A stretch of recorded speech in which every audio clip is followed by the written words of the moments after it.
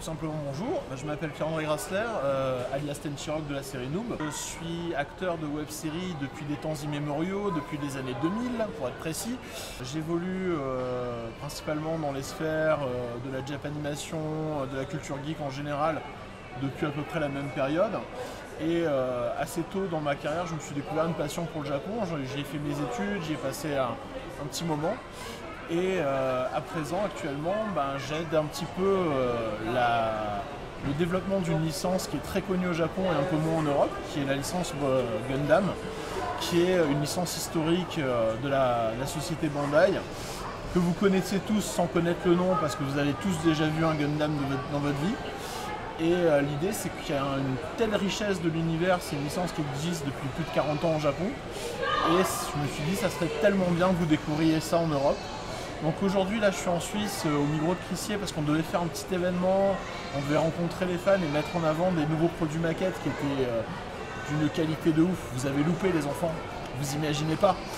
Et le problème, c'est qu'on a eu le vilain ennemi de l'humanité actuellement, qui s'appelle le Covid-19, qui nous a empêchés de faire cet événement pour des raisons de sécurité, c'est dommage.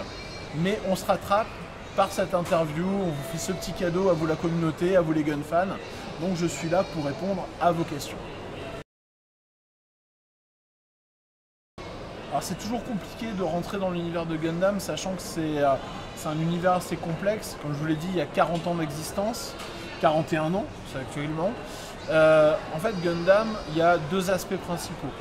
Le premier aspect, c'est l'histoire sur laquelle est basé le premier scénario. En fait, le créateur de Gundam voulait parler de la thématique de la guerre, dans tout son aspect cru, et surtout à travers la thématique de l'enfant soldat. Et c'est un thème qui est dur, pas facile à traiter, et il a eu la bonne idée de le mettre dans un univers SF pour qu'il y ait juste suffisamment de détachement pour pouvoir traiter cette thématique sans que ça soit choquant pour les gens, en fait, tout simplement. Pour vous résumer l'histoire en une phrase, Gundam, c'est un adolescent qui se retrouve à piloter ce qu'on appelle une armure de combat, un MS, parce qu'il n'y a plus le choix, parce que les adultes, il n'y en a quasiment plus. Et il se retrouve dans une guerre qu'il ne comprend pas et qu'il n'a pas vraiment envie de combattre. Et du coup, on va suivre ce personnage qui, en plus, a une particularité, c'est une sorte de mutant, ce qu'on appelle un new type. Et en fait, c'est déjà le premier enfant d'une nouvelle humanité. Et Gundam, en fait, en grosso modo, la thématique, c'est l'évolution, la transfiguration de l'humanité à travers la guerre, à travers les défauts de la guerre et à travers l'évolution forcée qu'elle entraîne. Donc là, c'est une grosse thématique philosophique, mais à côté de ça, c'est emballé l'image la plus populaire dans Gundam, c'est justement la Mobile Suit, le robot géant, qui est une icône de l'animation japonaise, sachant que les robots de Gundam ont été pensés, dessinés, établis pour pouvoir exister avec les sciences et les technologies humaines qui existent. Donc potentiellement un Gundam dans la réalité, ça va arriver. Et il y a eu une richesse que vous n'imaginez pas, d'imagination, de déclinaison sur cette thématique, qui fait que maintenant vous avez accès à un univers qui est quasiment infini. On parle actuellement du Marvel Cinematic Universe avec ses mondes parallèles, tout ça. Gundam, il y a plusieurs continuités, il y a plusieurs univers, il y a plusieurs thématiques. C'est très difficile, comme je vous dis, de choisir une série pour rentrer dedans.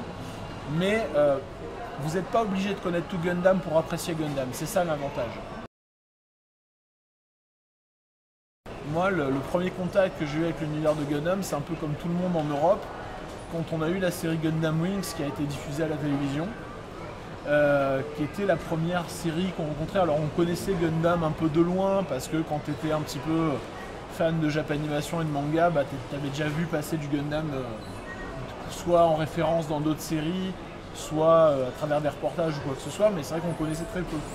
Alors le pas de bol, c'est que Gundam Wing, c'est pas la meilleure série pour commencer, parce que c'est une série qui a été faite pour cibler la ménagère, vraiment. C'est-à-dire que Gundam Wing, c'est un boys band de l'espace, faut pas se leurrer. Les personnages principaux de Gundam Wing, ce sont des archétypes de ce qu'on appelle au Japon des pishonen, c'est-à-dire des jeunes garçons un peu efféminés et super stylés. Et c'est pas une histoire qui reflète le niveau qu'on a l'habitude d'avoir dans les histoires de Gundam. Mais c'était un bon premier palier pour nous parce que c'était pas trop violent. Et ça a été le premier contact. J'ai pas vu toutes les séries. De toute façon, je mets au défi quiconque d'avoir vu toutes les séries. J'ai regardé Gundam 00, j'ai regardé Unicorn, j'ai regardé Gundam Blood Iron Orphans. Les Build Divers, j'aime beaucoup de la série Build Diver parce qu'elle est très drôle. Et c'est toujours des univers cool, quoi. Il y en a des moins bien, évidemment, sur lesquels j'ai moins accroché. Mais petit à petit, j'ai construit. Et j'avais aussi un autre traumatisme, parce que quand j'étais gamin, j'aimais pas faire les maquettes. Ça me plaisait pas, c'était compliqué, j'avais de la colle plein les doigts, ça me saoulait. Et j'avais un gros trauma, j'aimais pas les maquettes. Et quand je me suis intéressé à Gundam, je me suis dit, les maquettes sont jolies et tout. Mais c'est compliqué les maquettes, j'ai pas envie d'en prendre, ça me saoule. Et ma copine qui est japonaise m'a dit tu devrais essayer, c'est moins dur qu'avant. Et je m'en suis acheté des petits niveau 1 débutants, des SD Gundam, tout ça. Et c'était super facile à monter, je me suis éclaté, j'y ai passé 1 heure. Je me suis dit c'est cool, je me fais des figurines pour 10% du prix d'une figurine que je paierais normalement. Et en plus je l'ai monté moi-même. Et du coup c'est là, c'est à partir de là que tout s'est déclenché. En fait, tu avais quelques moyens de t'en procurer dans les salons spécialisés ou dans certains magasins spécialisés. Mais le problème, c'est que jusqu'à il y a 2 ans, 2-3 ans, c'était un peu le produit de luxe en Europe parce qu'il y avait très peu de quantités qui étaient importées, avec des taux d'importation qui étaient assez hauts. Et on avait des maquettes qui allaient du simple au double sur les prix japonais, en fait. Donc tu te retrouvais avec une maquette que tu pouvais payer 40-50 balles au Japon à 80 balles ici, quoi. Donc ça faisait un peu, ça arrache un peu la horte et je te parlais du centre commercial de Odaiba où il y a l'étage Gundam. Les premières petites maquettes, donc les modèles SD, je me souviens qu'à l'époque en France je les payais 20 balles. Au Japon c'était 600 yens, donc ça veut dire moins de 6 euros. Ouais, ça faisait voilà, il y avait une différence. Et ça fait 2-3 ans que Bandai, donc la société qui produit Gunpla, a décidé de simplifier les canaux d'importation du produit. Et du coup, maintenant, on a des prix qui sont beaucoup plus raisonnables et ça se popularise grâce à ça. Et ça devient beaucoup plus accessible. Donc avant, tu voulais du Gundam sans t'ouvrir un à un, il fallait aller au Japon. Ça coûtait moins cher au final. Je me souviens, il y avait des potes, quand je partais au Japon, qui étaient passionnés, qui m'ont demandé, on avait des astuces de contrebandier pour les ramener en Europe. Pour pas se faire ouvrir par la douane, en fait, ce qu'il fallait que je fasse, c'est que j'ouvrais la boîte, j'ouvrais les sachets en plastique, je commençais à sortir les grappes. Les grappes, c'est les plaques en plastique avec les pièces. Et je mettais les boîtes à plat, je mettais les grappes dans la valise pour faire semblant que la maquette avait déjà été commencée. Parce que du coup, j'allais pas la revendre en Europe et j'allais pas me manger les droits de douane. Parce qu'on avait des droits de douane de psychopathes là-dessus. Donc ouais, au début, on était un petit peu, c'était un petit peu Pablo Escobar de la maquette, tu vois. Maintenant, les SD Gundam, ici en Suisse, tu les trouves à 19 balles. En France, tu les trouves à 15 balles à peu près. C'est un culte de l'arcade, Gundam. Il y a une vidéo où je m'étais amusé à présenter dans les salles d'arcade au Japon une borne d'arcade qui était dédiée à Gundam, qui était en fait une énorme sphère qui recréait un cockpit de Gundam avec un écran sphérique, vous voyez sur les côtés en latéral. C'était un jeu qui se jouait uniquement online, c'est-à-dire que tous les adversaires étaient des humains dans tout le Japon. Et c'était un mode Battle Royale où on s'affrontait dans des maps. Alors Fortnite, vous n'avez rien inventé les gars, retournez à la maison tout de suite. Et là tu vivais, tu étais vraiment impliqué dedans, tu pouvais, comme l'écran était sphérique, tu voyais le sol, tu voyais tes pieds et tout. Donc c'était impressionnant et surtout tu avais un truc magique, tu avais une petite carte magnétique sur laquelle tu enregistrais ton profil. Et à chaque bataille tu débloquais des trucs, ça faisait augmenter ton niveau sur ta petite carte. Tu pouvais débloquer des nouvelles armures, des nouvelles armes. Donc ça coûtait 500 yens la partie, donc 5 balles mais tu y retournais. Et je m'étais fait des potes là-bas, on avait une team. Et on n'était pas chez nous à jouer devant l'ordinateur, on se retrouvait à la salle d'arcade et on allait jouer à ça. Donc ouais, il y a des jeux, alors il y a des très très bons mousseaux de Gundam. Moi mon préféré c'est Sengoku Basara. Et il y a des Musou Gundam qui sont très très bons, qui se jouent en coop, en plus c'est fun. Tu joues avec un pote, tu vas massacrer des milliers de robots, c'est génial. Donc ça, les jeux vidéo, je vous les conseille, ils sont vraiment sympas, en plus ils sont pas chers ici. Parce que justement la licence c'est difficile. Et tu as des tactical RPG, mais là c'est un peu plus compliqué. Moi, celle que j'ai le plus accroché dans les séries récentes, c'est Blood Iron Orphan, qui est une série qui se passe... Alors déjà, moi j'aime bien quand l'échelle est un peu plus réduite dans Gundam. Blood Iron Orphan ne se passe que sur Mars. Et on suit, c'est toujours pareil, c'est des enfants de guerre, donc c'est des gamins qui sont formés à être soldats, qui sont l'unité la plus nulle de l'armée de Mars, et qui se retrouvent à protéger une nana qui est une diplomate. Il y a une histoire de trahison, du coup elle devient la cible de son propre gouvernement comme du gouvernement ennemi. Donc du coup ils sont isolés de tous, ils n'ont aucun soutien. Et ils se démerdent justement à monter une unité avec des Gundam récupérés à la décharge qui bricolent eux-mêmes. Donc il y a des designs de Gundam qui sont fous dedans. Et l'histoire est vachement intéressante parce que les personnages sont cool, sont rigolos, ils ont des bonnes dynamiques. C'est le Breakfast Club dans l'univers de Gundam en fait. Il y a une espèce de charte au niveau de la forme du visage du robot, au niveau des proportions, jambes, torse, bras, tout ça. Il y a des ratios à respecter pour justement les robots soient réalistes. Mais après au niveau de l'habillage, du design, il y a un peu de tout. Il y a des designers, il y a même des designers occidentaux qui ont bossé sur Gundam, notamment un grand nom du cinéma américain qui a bossé sur Blade Runner, qui a bossé aussi avec Gundam.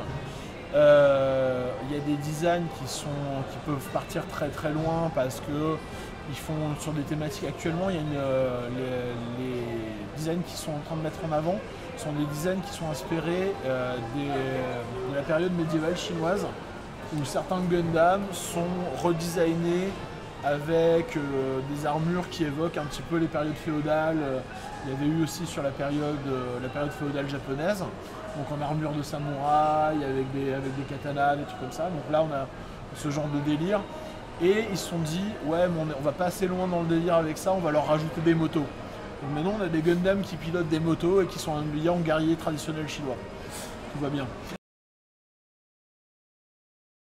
Alors moi, mon design coup de cœur, malgré le temps qui passe, ça reste le Death Sight, qui même, malgré ce que j'ai dit sur Gundam Wings, est un de mes designs préférés parce que c'est un Gundam qui a des ailes de vampire, qui a une faux et qui a un design très dark que j'aime beaucoup.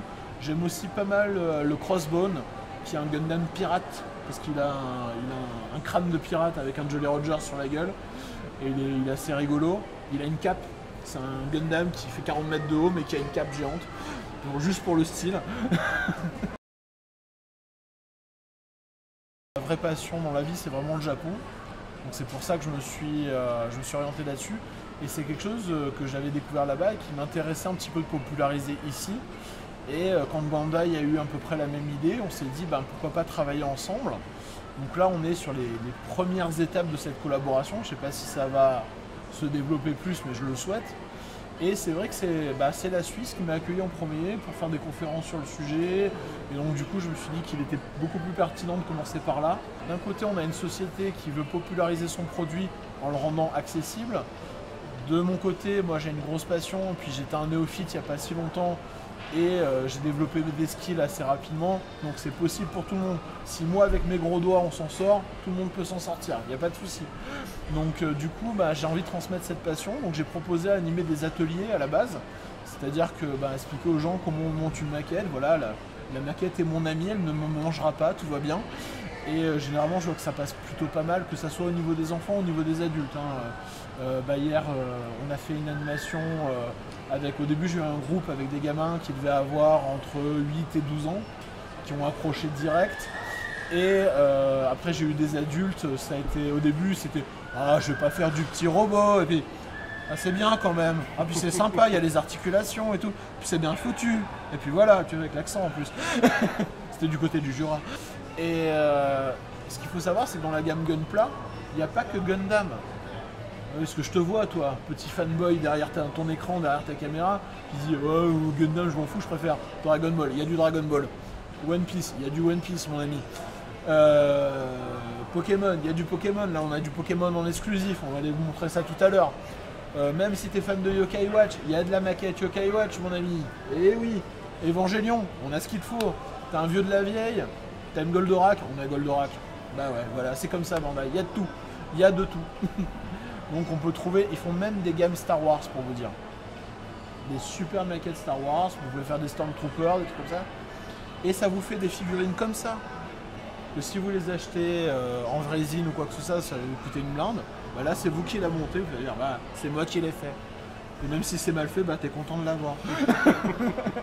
Allez, salut les gunfans et on se retrouve très bientôt en Suisse.